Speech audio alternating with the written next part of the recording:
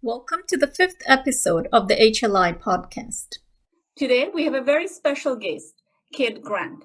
She's a multi-talented individual and practices both as a primary care physician and in the emergency department.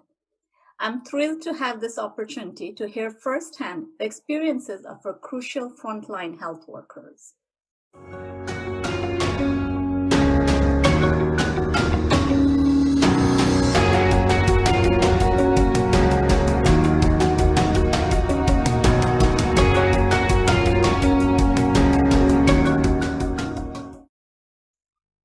First of all, I'd like to thank you for your service to the community, Kate. I know it was World Physician Day last week, and so it's every day that you do this job, but I just wanted to take that opportunity. I'll start off with a little tidbit about how we connected. During this last year, most of us have spent more time online. At least for me, that was the case. I remember I would scroll down my Facebook feed and I came across these gorgeous paintings of health workers at work. And that's when I started following you. I thought the idea was so innovative. And during these times, it seemed such an apt tribute to the hard work and dedication of our brilliant professionals. So I had to reach out. And I was even more intrigued to find out that Kate wasn't just a brilliant artist, but a physician and such a warm and loving individual. Kate, thank you so much for making the time, despite your very busy schedule. It would be great to hear how you came about this varied interest and your motivations for the work you do. Oh, thanks, Susmita. It's lovely to finally get to talk to you again. I do remember that first time you reached out, and I just saw something pop up in my feed, and we just started chit-chatting about my art. And I think at that point I'd probably posted 10 or 20 portraits, I think, of my colleagues at work, and we just started talking about them and why I was doing them, really. So yeah, it was lovely just to connect with you, and it's almost like speaking to a long lost friend that I didn't realize I had as soon as we started chatting. So that was great. So we'd just like to start out at the beginning of the podcast by saying that these opinions that I'm expressing, they're my own. They don't represent the views or opinions of my places of employment, and they're also not medical advice, as you'd imagine. So on that basis, I'm delighted to talk about what I've been up to in this last year with you. So yes, you mentioned all the healthcare workers. It was a project that I started sort of February 2020. Who I am and what I do are sort of two different things. So I am a physician. I do work full time, and I kind of split my work between a primary care setting in the community, but also I work at a really busy emergency department at a local hospital. And this is something that I do, balancing family work as well. I'm a single mum. I've got two wonderful girls, and my downtime is basically taken up with painting pretty much every single day of the week, really. I because I work such funny hours, sometimes late, sometimes early, I also sort of paint before I go into work. I paint when I come home from work. I'm thinking about it as I'm driving to and from work. And, I've got something set up pretty much on my kitchen countertop any time of the day, and I might only get 10 minutes or half an hour some days, but I've always got something on the go. And that's where all of these portraits have emerged in the last year, is just juggling and mixing that up with the busyness of life, during the pandemic, really. That's definitely a lot of keeping up with. I know a lot of your works have been published, and you do a lot of other activities. I'd be curious to hear about all of those, and also how the pandemic affected you personally and professionally. Yeah. So I think, for the last 3 years, I've been working with a internal medicine podcast group that's based in America. They're called the Curbsiders, and they do clinical interviews with physicians of all different specialties, and it's based on sort of educational resources for those in primary care and internal medicine mainly. And so I started listening to their podcasts for the first 6 months when they started, and it was 3 main guys, and I was just fascinated and so enriched by their teaching. And at some point they thought, the work's load is just too much for us to be producing a weekly podcast, and they put a call out for other people to join in. So I reached out and I said, look, I was more than happy to start helping with, podcasts, script writing, the infographics that are needed for each episode, the show notes, and as well, they were needing somebody to do the cover art, which goes out from all the social media platforms. And I just started painting, and we'd sort of tailor it. And they started getting really wacky and interesting and lots of craziness. And it's lovely sort of delving into sort of the sci art world and, medical illustration, because it's a mixture of clinical pictures and just general quirkiness. And we just had a lot of fun doing that. So I was doing that, and then also doing a science festival each year in Cambridge, where they do sort of a broad range of sort of scientific research, each of the different specialties from like astrophysics, mathematics, molecular science, DNA research, pathology, anything medical, and science on the Antarctic. All these groups of different scientists come together each year for a science festival. They have multiple pub talks trying to sort of bring their complicated science into a sort of easy to digest format for people in the general public. And in Cambridge, they also then had a parallel festival where they joined up the artists with these speakers. And we started to create an interpretation, artistic representation of what all this research meant. So I started getting involved in that. It's now my 6th year. We're going to have another Sci-Art Festival in May related to that.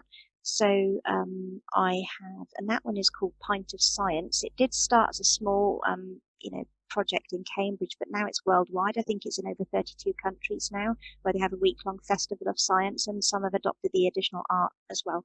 So it's a busy time for me each spring. And today the Cambridge Science Festival has also launched. It's going to run for a month now, for the whole of April, and I've got a virtual gallery there as well, which is actually of all my healthcare portraits as well. So it's pretty full on. I do manage to fit that in with all of my medical work as well, but I just love being busy, and that's where I thrive, I think. That definitely sounds busy, and especially the toll of the pandemic. In addition to that, I'm surprised you keep up with all this. Yeah. Well, yeah.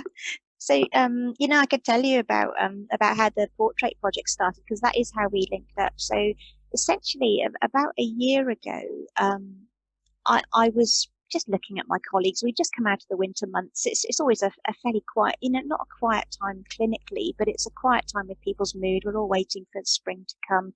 They don't call it January blues for no reason. And I was working with just some wonderful people, and I just said to them one day, can I paint your portraits? And they didn't know that I painted. They just gave me a whole load of odd looks, and they were very humouring and, oh, okay, Kate, whatever. And I started saying, look, I'm just going to nip in. I'm going to take a photograph while you take that blood sample of that patient. And then we just quickly consented the patient to say, I'm not really taking a photograph of you. We're not going to breach your confidentiality. I just really want to do a photo of my colleague at work, prove they actually are doing anything. And we had a good laugh, and the patients are usually great. And so I started nipping in and out of the sort of little cubicles, photographs. I take them home and I start putting together something that I could paint from. And then I started painting them online, posting them on social media, Facebook and so on. And they just started spreading. Everyone was sharing these of their friends. And then COVID happened. And the next thing was the hospital just turned inside out and upside down. And we had, I think each hospital has a lot of very wonderful close-knit groups within the departments. They all know each other really well. They've all got very predictable roles. They know where they fit. Everybody's got their own jobs to do. And, everybody knows where they stand. And the pandemic really changed that. All of a sudden, people weren't just somebody that works as a healthcare assistant or a nurse. They were now somebody who's got asthma, somebody with diabetes, somebody who, has got back problems, somebody who is completely fit and healthy, but has a child that's had an organ transplant. And suddenly all of these individual aspects of who they were or who I was as a person, it immediately changed whether we could or couldn't work with each other anymore. Whether or not we had a personal risk that we had to protect our family, our colleagues against. And so I think the hospitals and the primary care services around the country very quickly started to do basically a personal assessment of everybody's individual needs. And then that stratified in everybody into who had to go home and shield, who could work in a COVID risk area, who had to be separated from that, who had to shield for their own health, who could actually come in and out. And that it was really quite a change. And all of a sudden, the way in which a department flows so easily between the different members who all know what they need, who all know how each other work and who does what. Suddenly we're working along complete strangers. They were all lovely, but nobody would know. And our uniforms changed. We were having to change scrubs multiple times a day. So you couldn't even rely on the colour of what people were wearing anymore to say, you're a nurse, can you help me with this? You're a doctor. There are just people that were totally unrecognisable out of their suits. We wouldn't know they were a consultant. So it's a fascinating upended way of medicine changing in so many different ways. So that then led to the risk assessments for each individual person. It meant that the whole hospital became streamed in different areas, and some people even had they had originally had like a protected type of contract where if they had a back problem, they would be able to almost stipulate where they were able to work. They couldn't work in orthopedic theatre, they couldn't change beds, they maybe wouldn't have to feel like they pushed wheelchairs between patients. There was always this reliance that, we know that our colleague has got arthritis, they can't do these procedures. I had a colleague who had really severe tendinitis in her thumbs, and eventually she was unable to do speculum examinations because she just couldn't press the button. Things like this, it really does impact on your work, and usually you're able to find something within your role that allows you to carry on working. But COVID changed that, and we were finding very quickly people developing high levels of stress because they were saying, but please, can you help out now? So and so has gone home. You've got the skills. I know that you're not supposed to be doing this because of back pain. Could you at least do it today? And they would say, but I was supposed to not have to do this work. I'll do it today. And the weeks would roll on, and people were very giving. And although it put them at a professional distress or professional disadvantage, people managed and they stuck it out. But I think it does have long-term implications for what's going to go on as the pandemic continues for now, while we're still trying to figure out how the departments now provide care in all the different ways that are needed, because people's personal health will come into it a lot more than we ever anticipated, I suppose. Exactly. I think at the end of the day, health workers are also human beings with the same kind of functional limitations we see in our patient population. And what you mentioned is that, yes, health workers also have this, pre-existing conditions. The other things that we saw during the pandemic was aging health workforce, health workers that came who were retired.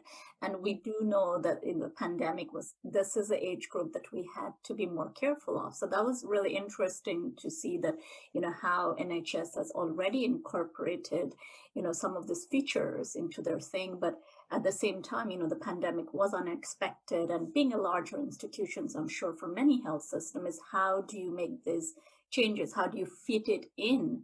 And, I think maybe if you can just delve into maybe whether other things that you saw that were positives during this shift, or just trying to adjust to it, or challenges.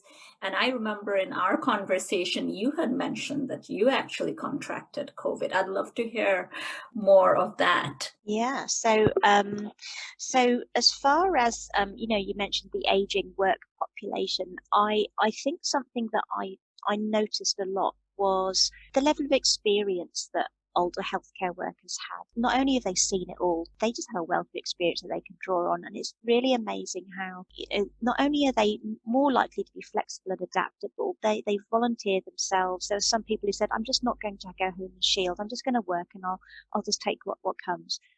They did have to sign disclaimers to say they're willing with the increased risk, but many did that. And it was a beautiful thing to see how giving they were. Some of them were able to do new roles. There were things like counselling opportunities, support groups for not only staff but also patients. There were bereavement groups. One of my colleagues is also ordained as a priest, and she was able to shield at home, but start up a support group for the bereavement care. She not only used her wonderful experience as a human being and as somebody with a faith-based skill, but she also was somebody who I saw people reach out to and be cared for, for their emotional and psychological needs. She was able to provide a brand new service with a lot of experience, and that was amazing. I also saw that there was a big drive to train people as quickly as possible to adapt them into their new roles, and I think we're very lucky within the NHS that there is such a wide infrastructure and a sort of anticipation of just redeploying people into different areas to make sure that, well, it's almost like they do a needs assessment. What do we actually need? Who can we send there? And can we quickly train them up? And there's a lot of mentoring going on. So there's so many wonderful things like that. Towards the end of the year, we saw folk coming back to the workplace having shielded. I did notice that they were very anxious, though, having not had the clinical time face to face with patients and so many things being unfamiliar with the hospital. I think it's almost anticipated that it's going to feel unfamiliar. I mean, I think any woman who's taken any maternity leave comes back and thinks she's lost her brain and just is anticipating not remembering a single thing. But I promise it is like riding a bike. So even if, you have had some time out of care because you have been shielding, honestly, nothing's actually changed at all. It's just the labels on the ground and where you do your job. It's maybe a different room, a different corridor with a few different unfamiliar faces, but actually it all comes back like a beautiful instinct. So, there isn't any need to fret about it really. But yeah, you did mention about me getting COVID. So it was fairly early on, and I think a lot of people didn't really believe it was happening, and I think that nobody had really got the hang of shielding or how quickly it was going to spread. And I know that certainly within our local community, you'll often be aware of all the things that are circulating. So every winter, when the bronchiolitis is happening, when croup is starting, you see the gastroenteritis, the noroviruses, and you just become of this sort of annual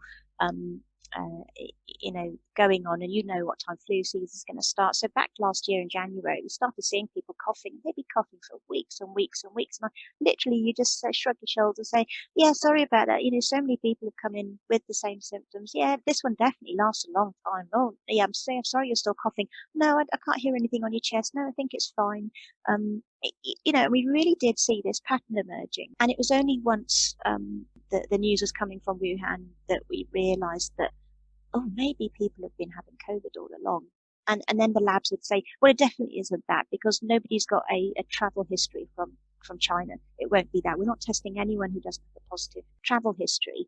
And then we saw it springing up in Italy. And then very quickly this time last year, all the schools were going on their trips abroad for their Italian ski trips. And we were having parents say, shall I send my child? And we were just like, well, it's not going to China. Well, they're going to a resort where it's only their own school group. It's just their own class. They're not mixing with other schools. They're not mixing with anyone else. And as far as we know, the government is saying it's safe to travel. So I guess it's safe to travel. And we just had this sort of this trust of the information because we just didn't know any different. I think every country around the world was the same. We rather than being fretful and just thinking, well, anything could happen, we were saying, well, the advice is that this is okay, that's not okay. And so I just happened to be at a conference in March last year. And although nobody appeared to be ill, at the end of the week, it was probably the penultimate day. And it turned out that somebody had been shielding and not mixing with the group. And then on the morning that the last day, it was announced that they had turned positive, and they were just letting everybody know. And then within a couple of weeks of that, we had multiple people who had all been at that conference. Not a single person had been to China. Nobody had been aware of any exposure to COVID because we all exchanged information around the group. Literally nobody had had any contact with a positive COVID person. And yet within a couple of weeks, there must be 30 to 40 people in that group who ended up either being positive with symptoms or testing positive because they could get access to testing. I couldn't get access to testing. I hadn't been to China. So, and then, but I had the symptoms, and then probably, within a couple of months after that, my hearing started to deteriorate, and I have now, pretty much become pretty deaf in one of my ears. A few months later, I've had to have an electronic stethoscope so I can actually hear heart sounds. So it has really impacted my work, but I just tell my colleagues now, we just pull our masks down so that I can lip read them, or I turn the volume up on my stethoscope if I'm in the emergency department so I can hear properly. It's just adapting. You just get used to it. People are now used to talking loudly to me so I can hear. They just poke me if it's clear that I haven't heard them. And my kids have bought me a whistling kettle so that I know when my water's boiled for a cup of tea. So.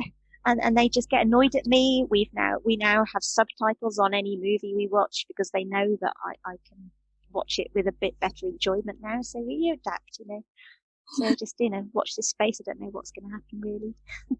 Wow, that's kind of a lot of adjustment to both your personal and professional life. And you're right. I think we all adapt. We all adapt to things, and that's what we need to do to keep going. I'm really sorry to hear that you had that episode, but I think that might be the case with many of us initially, not knowing what was going on and actually contracting it and the access to testing. I was actually in Switzerland around that time. And during April, I'm sure that was what I contracted, but just like you mentioned, I was not privy to the testing because I didn't qualify, whether it was the age or the pre-existing condition or travel. And it was quite an awful experience. And one of the things I still notice is the intermittent appearance of like a rough skin on my forehead with associated fever and chills just for a few days, and then it goes away. I guess as our understanding and knowledge around COVID expands, we'll be better able to understand and plan for all the side effects.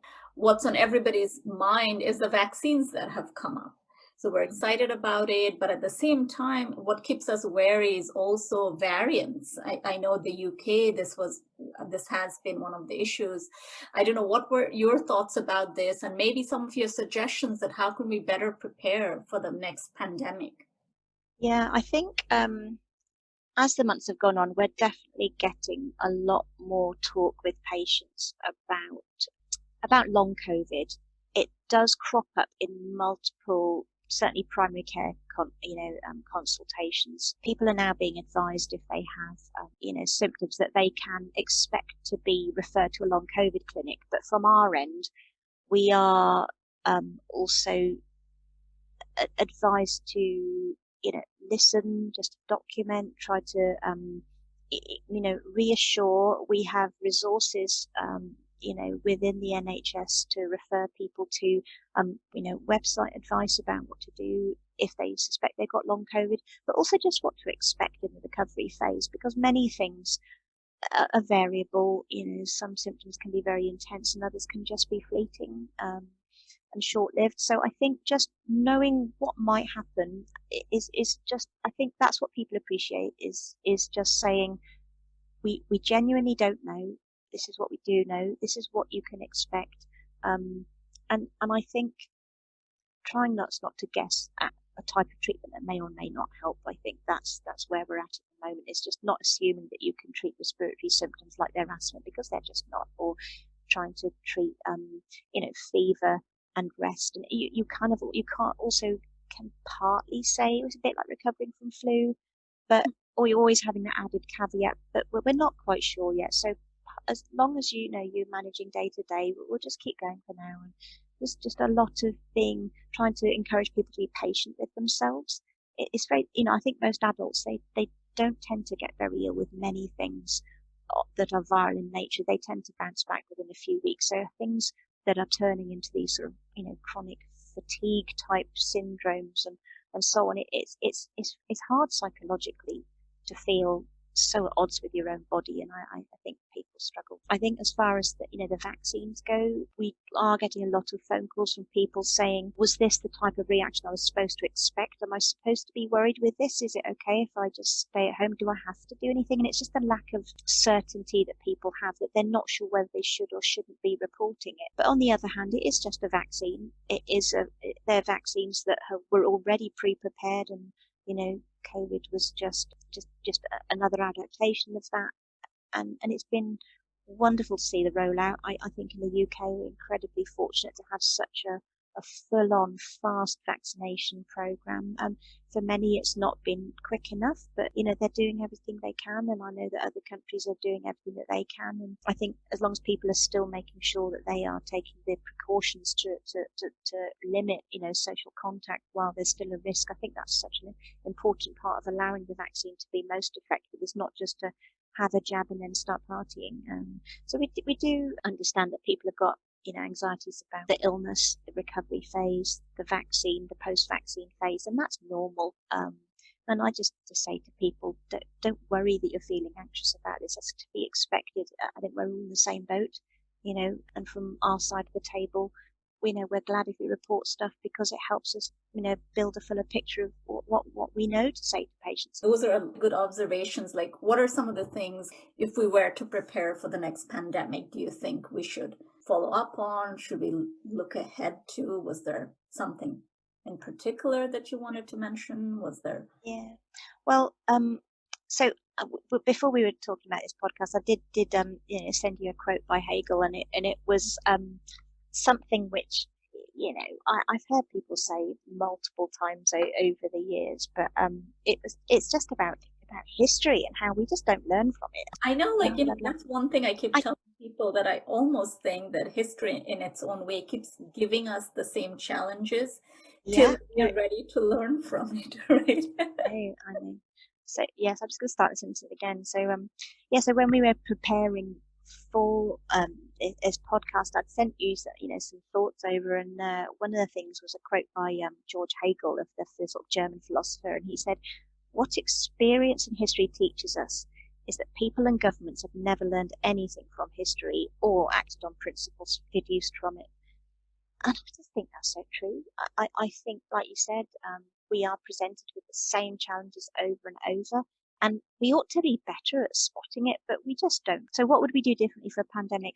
I think that we all had an awareness of our own physical limitations and our own physical health, so that we could better enter into a workplace that suited what we have the capacity for. So if we know that, we do have physical limitations or a healthcare risk, then maybe everyone's got a little, thing with occupational health where they say, I can work in this environment, I can't work in another.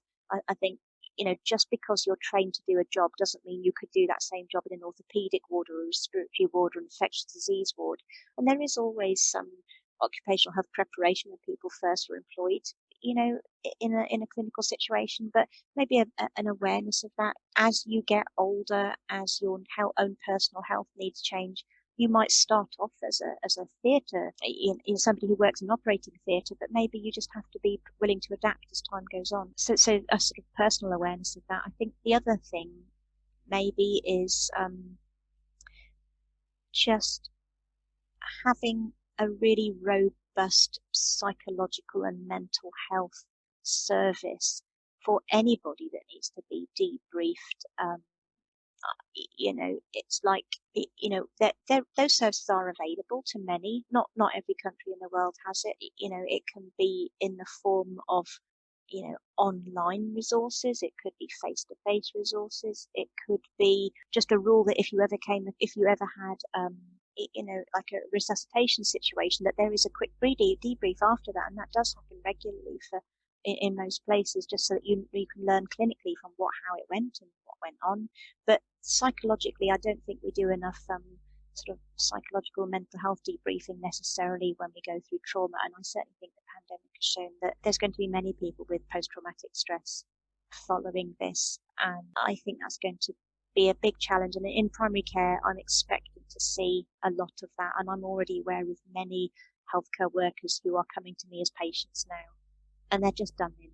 And I feel challenged to find a way to help some of them sometimes. I know what we could do, I know what could be offered, but I'm sitting here thinking I can point them in that direction, but will it, when the other shoe hits the floor, is it really going to come through for them? Are they really going to get the help they need? Because I know how stretched the services are. If you had some days I would refer 10 people in a row to wellbeing service, and I think, what's happening at the other end of that phone call? What is happening? on the waiting list of that organisation that is accepting 10 referrals just from me, and I'm only one, physician among many who's referring to that service. Where are the people to do that job? I just don't know.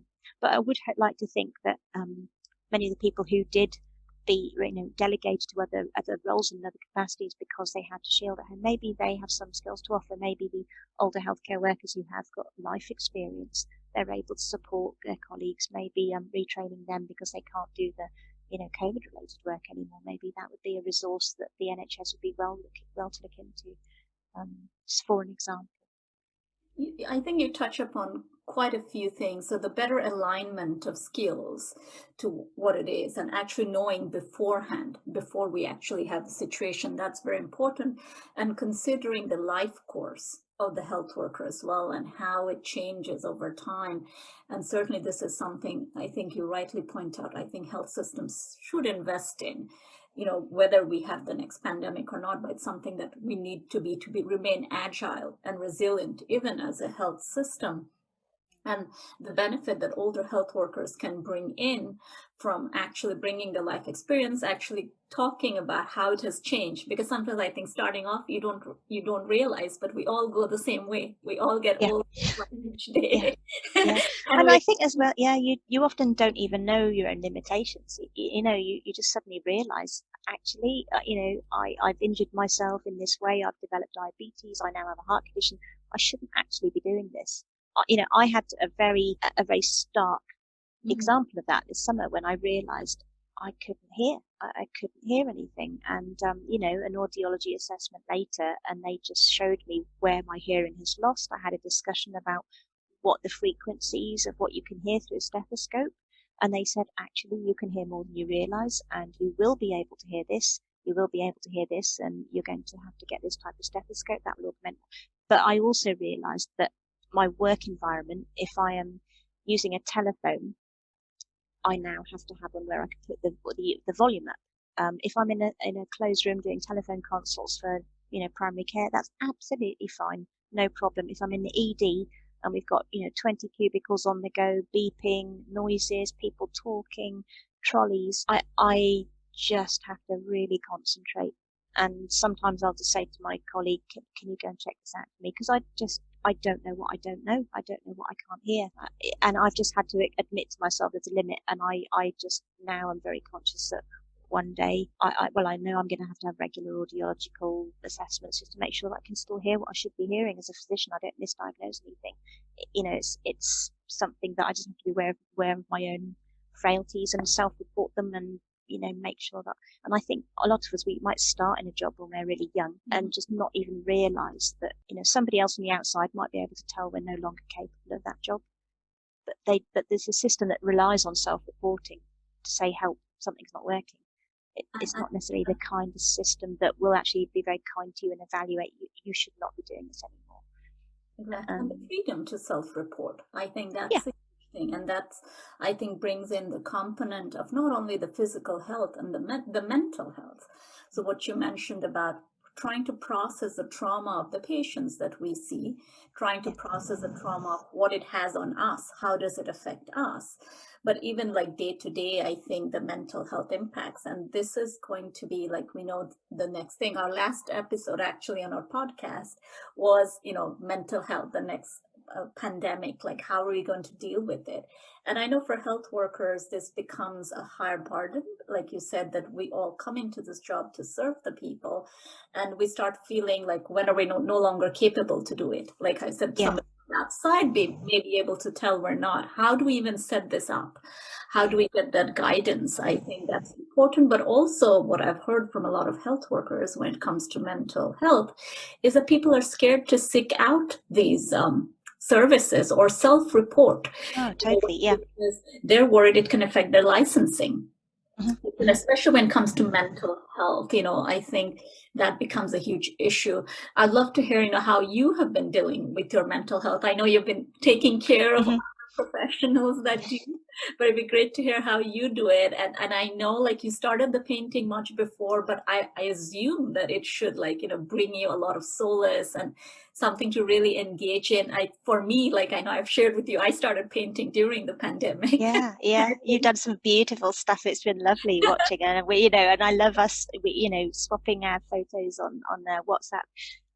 So I think something really beautiful happened because of the painting, and it was something unexpected as well. I really wasn't expecting this to happen, but I started, I love my colleagues. I love the people I work with. They just feel like a huge extended family. And it just became such a source of pleasure for me to just seeing people blossom like flowers. If I said, could I paint you? And they would just say, oh, you don't want me. And I said, no, I really, really do. And I'd say, come on, what do you think of when you're at work? What are you doing? What are you? And I had, my friends, they would just say, oh, well, I really like filling up the ice machine for the ice packs for these. Or I said, well, come on, let's go. And so I just make them pour buckets and buckets of ice into bags. And they say, my hands are getting cold. Haven't you got a good photo yet? And it would just turn into this like sneaky hilarity, and it would just bring a lot of laughter in a department. I'd whisk somebody behind a curtain, and I'd grab somebody else to be like a fake patient to have their blood pressure measured while I was taking a picture of my colleague. I would just get stopped in a hospital, and they'd say, are you that doctor that's painting? Can you do one of me? And it was just lovely. So also the unexpected thing was how people that had gone home to Shield who couldn't come into work, they were still connected through social media. And they were starting to say, I've not seen so-and-so in months. Oh, I've not seen them before. Oh, how lovely to see the department. Oh, I remember that cupboard. I remember that ward, the corridor. Oh, so-and-so looks really well. And I started really noticing what it was, drawing together the people who were either at work in a new environment, doing something they never thought they'd have to do. There were lots of jokes going around how constantly nobody could find anything. And, so all of this chitter chatter happened around the sort of each painting that I produced. And it became a challenge then to try and think of, okay, we've got someone taking blood. I've got somebody washing their hands. I've got somebody wearing a mask and doing a consultation at the side of a car. What else can we show people doing? So it became quite a challenge, and people really entered into, can I do this? Can you do a picture of me wearing this or putting this mask on, and it was lovely. So it brought a lot of delight. And so I had a huge enthusiasm for coming home to paint, even if it was like, 9 o'clock at night.